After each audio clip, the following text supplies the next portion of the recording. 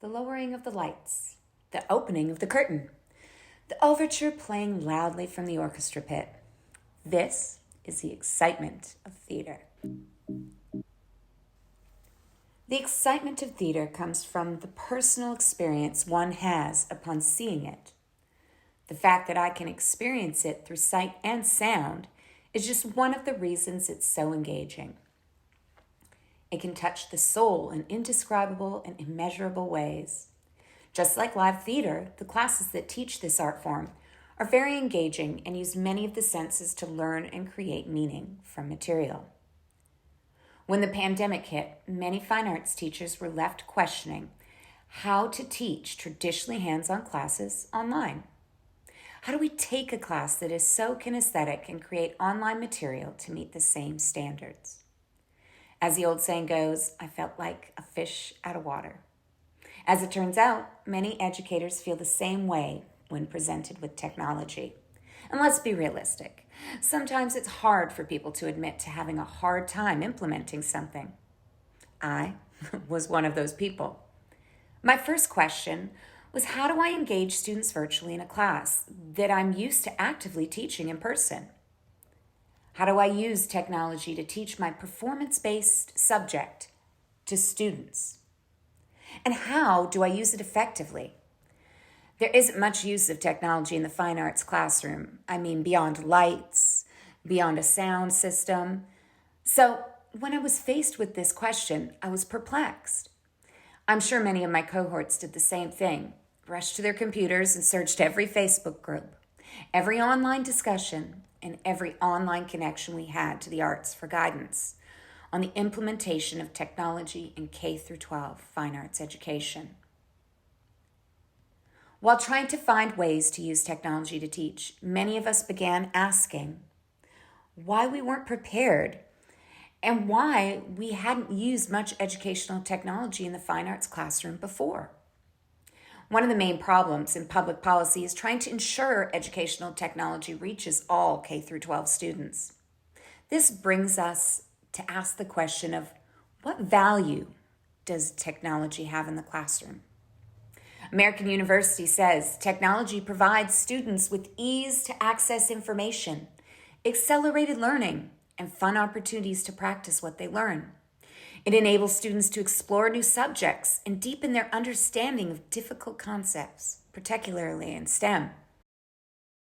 Educational technology can foster collaboration, personalize learning, can simulate curiosity, and increase student support and engagement.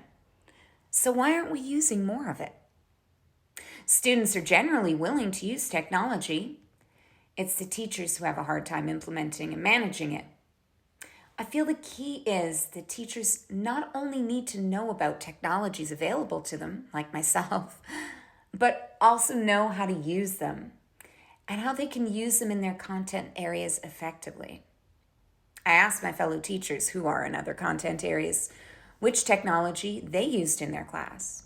I received a lot of feedback and started to research each type of technology or application to see if I could use it effectively with fine arts. Which learning theory it supports, behaviorism, cognitivism, or constructivism, and how I can translate my lessons into these technologies. During my search of how to teach a fine arts class virtually and begin using technology in my classroom, I was introduced to the Flipgrid app, which is also available on the desktop use on a regular computer. Flipgrid is an application which allows students to videotape themselves, something they're already doing. When videotaping, students can use filters, backdrops, or even different lenses, and they can also add text and other creative details like stickers. Educators can create different class groups, various assignments, or topics within the class groups. You can also set whether you will allow others to respond, comment, or even view the other members' videos or activity. There's even a closed captioning option. Since my students are performance-based, this app allows students to tape their activities, which is essential to properly assess their activities and progress throughout a fine arts class. I used Flipgrid as a rehearsal platform So students would have to tape their rehearsal, and I would view it and give them feedback, much like in a traditional classroom setting, if you can call a theater class a traditional classroom setting. The best part of this app is it allows me to interact with the students personally by providing feedback in video or written format. Another wonderful thing about Flipgrid is it's also great for reflection and collaboration by allowing an educator to change the settings to allow for input from fellow students. What do I mean? Well, the students got to view each other's videos and give them video comments, okay? Or written comments, or even a thumbs up.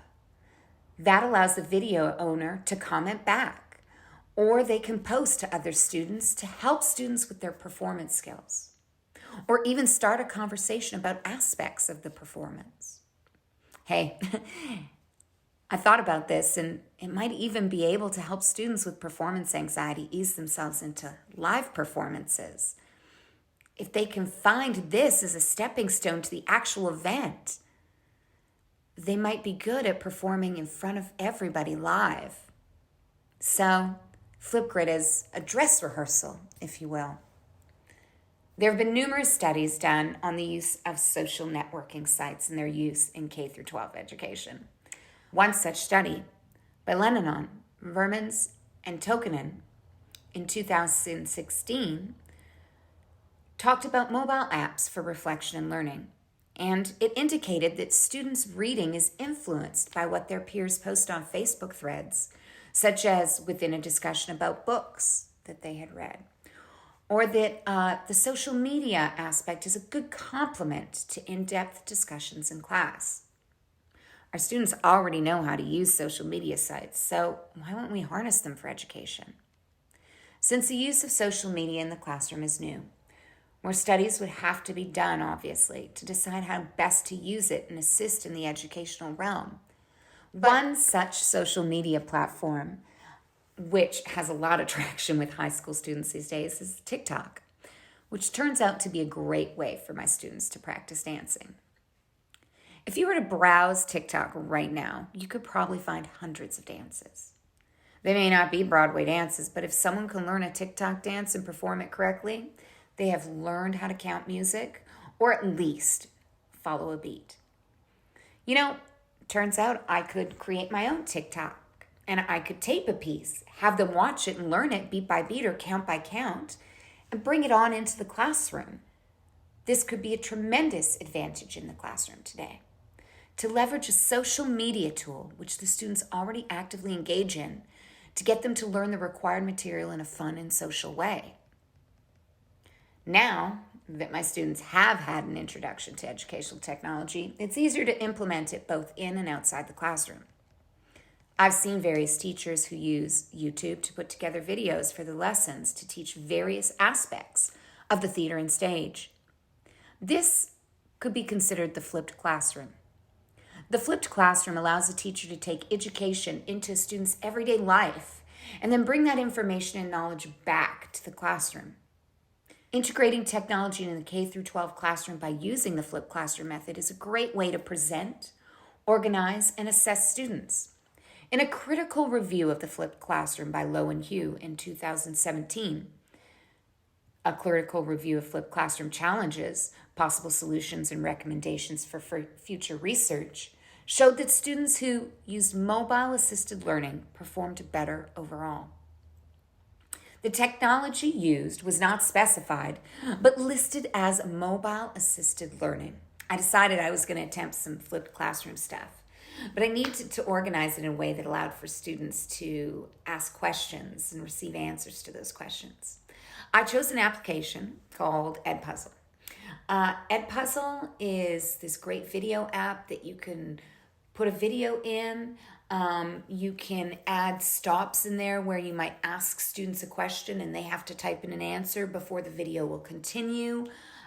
You can make those questions short answer, or you can make those questions multiple choice. Okay, you can even add in your own voice, giving little details and hints to what's going on in the video. The great thing about Edpuzzle as well is that it logs whether a student has watched 100% of that video or whether they've only seen 2%. So this is a great way to check on whether they've been doing what they're supposed to. So I chose the application to send the students clips of visual media, and I had strategically placed question stops within the presentation where I thought students may have questions. At the end, when everybody had watched the video, I downloaded all the questions the students had asked. I identified which questions were asked frequently, and I delivered the answers to those questions when we met as a class. As I answered the questions, I noticed that many of the answers would ignite new questions and even conversations, and students were engaged in the material they had watched prior to the class. The big deal is that technology has become a huge part of our lives. Why not help our students harness the power of technology to educate and learn?